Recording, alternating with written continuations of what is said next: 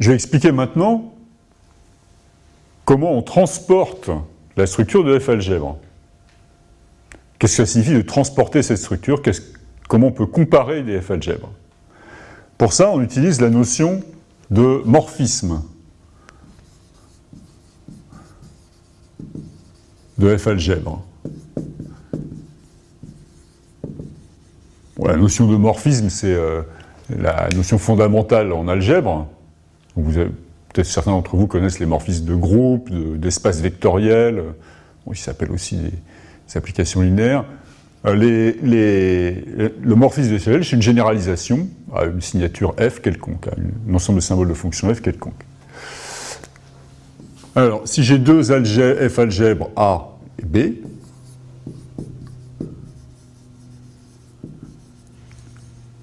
un morphisme de F-algèbre de A dans B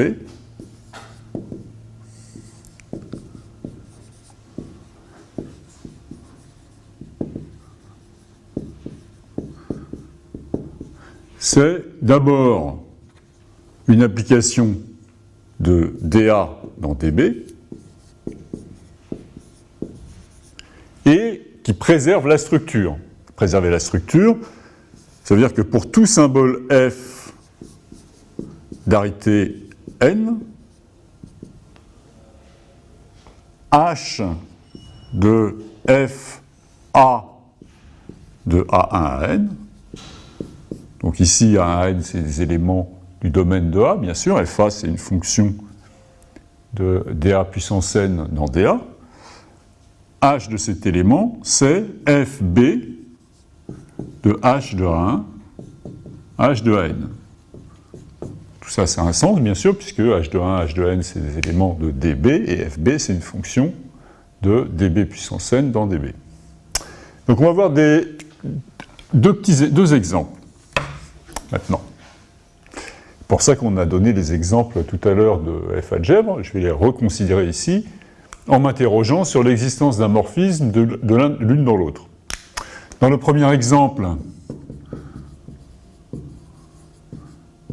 qu'on vient de voir, on avait pour ensemble de symboles de fonctions 0, S, plus. OK? Et on a vu deux exemples de F-algèbre. La première que je vais noter A, N, dont le domaine c'est Dn, c'est N, on va pas compliqué, c'est n, le 0, 0n, s successeur n, plus addition dans n. OK? Et le deuxième exemple, c'était AP, où le domaine, c'est l'ensemble des polyomino. Bon, là, on va l'écrire, c'est le polyomino vide, SP et plus P. Donc, question. Est-ce qu'on peut construire un morphisme de AN dans AP? J'attends quelques secondes pour vous laisser le temps d'y réfléchir.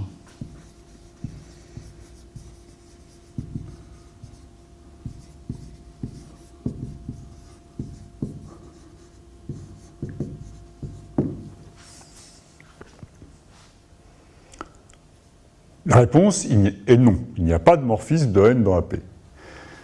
Et je vais essayer de le démontrer. Donc supposons, on va raisonner par l'absurde,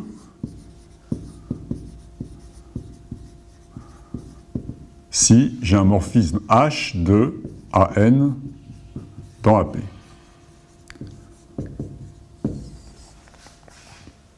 Et là, je vais considérer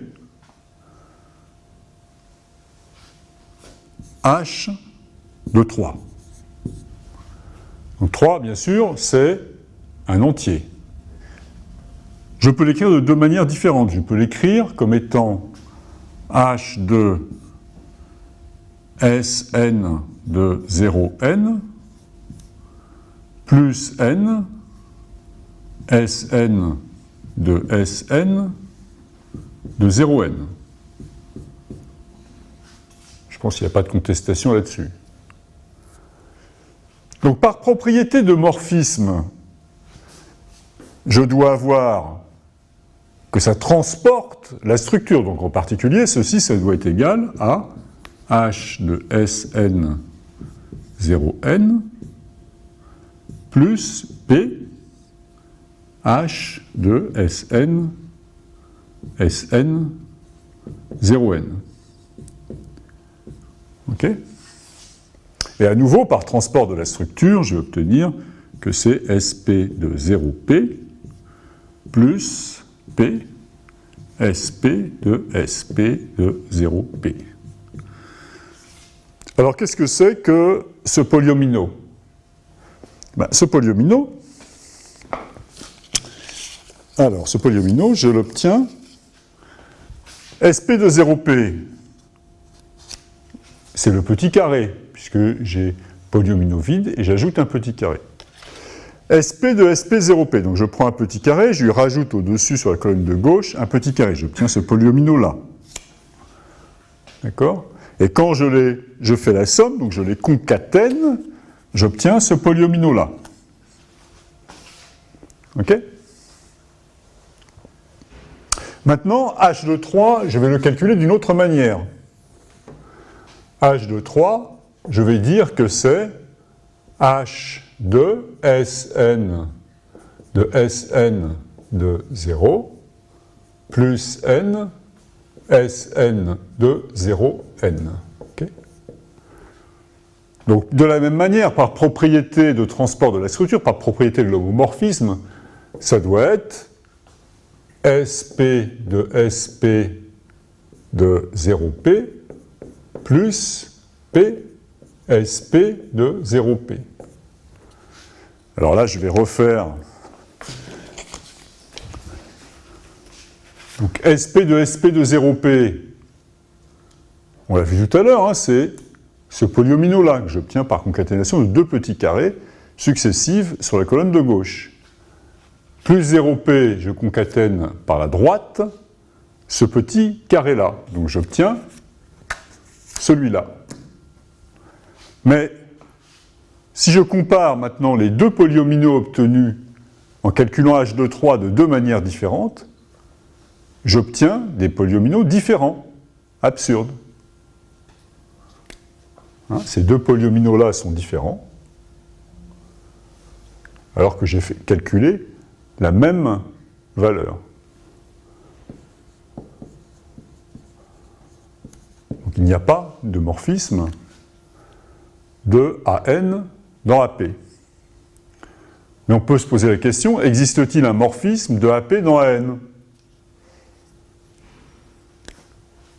Je vous laisse réfléchir quelques secondes.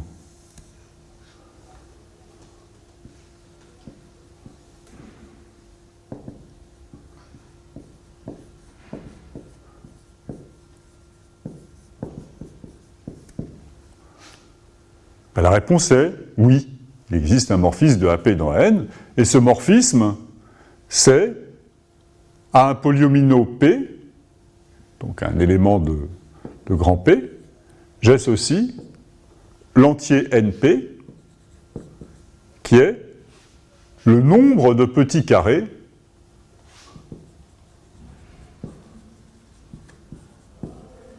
de P. Alors évidemment, il faut vérifier qu'il s'agit d'un morphisme. Donc, si j'ai H de 0, l'image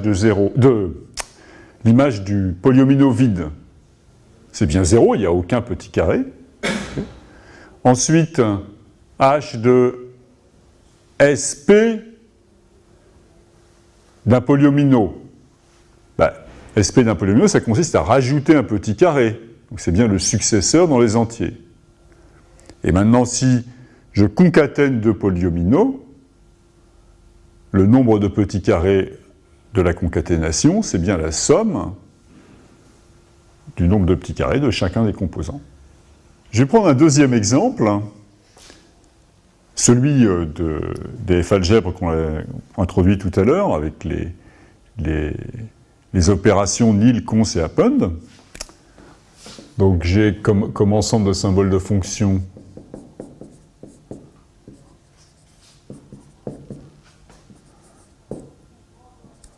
ces trois symboles, et les deux F-algèbres qu'on a introduites, d'une part l'algèbre des listes, dans laquelle j'ai l'ensemble des listes emboîtées d'entiers, la liste vide, le const des listes et append des listes, et d'autre part, la deuxième algèbre, l'algèbre des polyomino, dans laquelle j'ai l'ensemble des polyomino, le polyomino vide, le const des polyomino et append des polyomino. Et je pose la même question. Existe-t-il un morphisme de AL dans BP? Est-ce que je peux transporter la structure des listes dans les polyomino? La réponse est oui. Il y a en fait une solution triviale. Le morphisme H, qui à toute liste L associe le polyomino vide, est un morphisme de F-algèbre.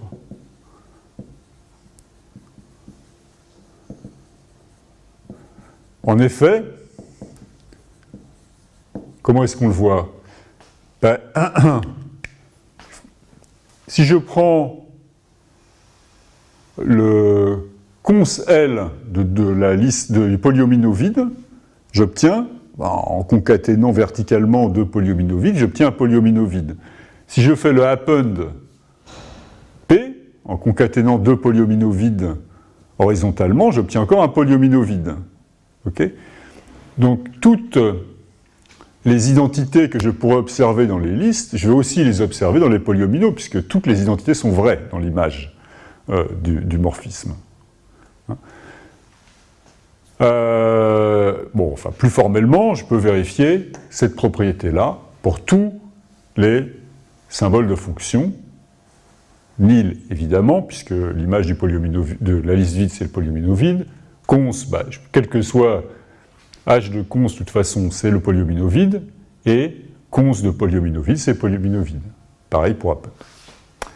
Bon, alors, ça ne m'intéresse pas trop. J'aimerais bien, est-ce que maintenant il y a un morphisme qui est autre que celui-là? Est-ce que je peux trouver un morphisme non trivial? Plus formellement, existe-t-il un morphisme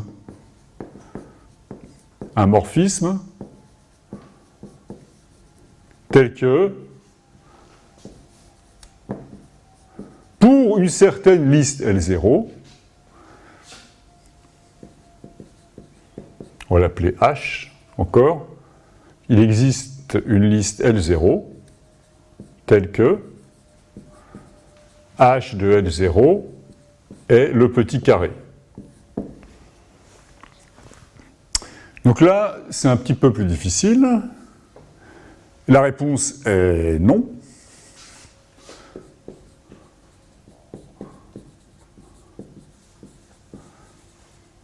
On utilise le même type de raisonnement que précédemment. Et cette fois-ci, je vais considérer l'expression suivante. Donc d'abord, on peut remarquer que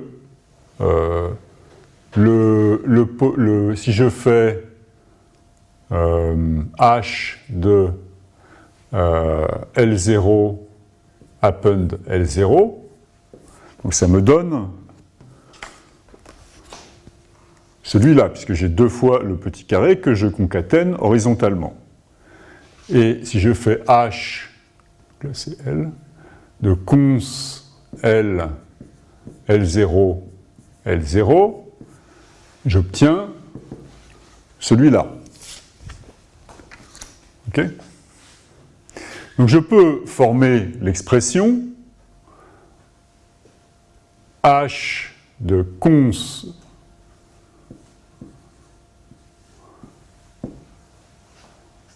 L de L0 at L, L0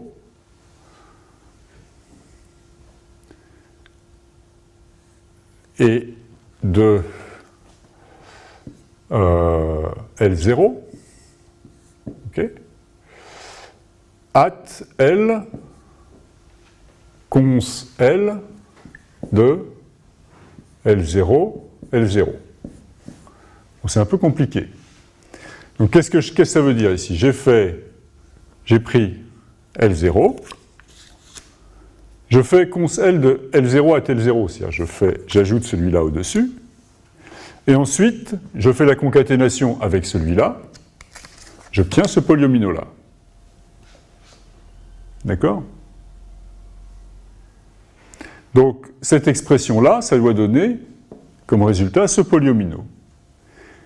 Maintenant, cette expression, je vais le mettre un peu plus à droite, celle-là à gauche, ici, quand je fais cette opération-là, c'est la même chose que h de cons L, et cette fois-ci, si j'ai un cons de deux listes qui est concaténé avec une autre liste, c'est la même chose que L0 at L0 et de L0 append L cons L0 L0. Dans les listes, c'est pareil. Mais si je regarde ce que ça donne par transport de structure, je dois faire cons de L0 à L0. L0 à L0, c'est celui-là. Et L0 at con L cons L0 L0, c'est celui-là. Je ne me trompe pas.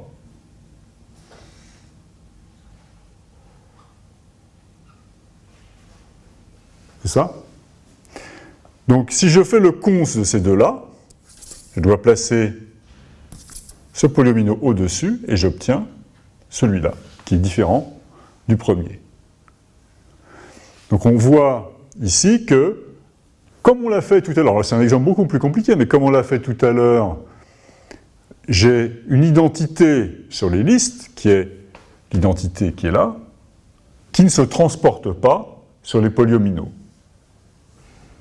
Par conséquent, il n'y a pas de morphisme à partir du moment où, bien sûr, je suppose que le petit carré a un antécédent par le morphisme. Voilà, bon, donc je vais m'arrêter là pour les exemples, et maintenant je vais effacer pour montrer une propriété fondamentale des morphismes de F algèbre.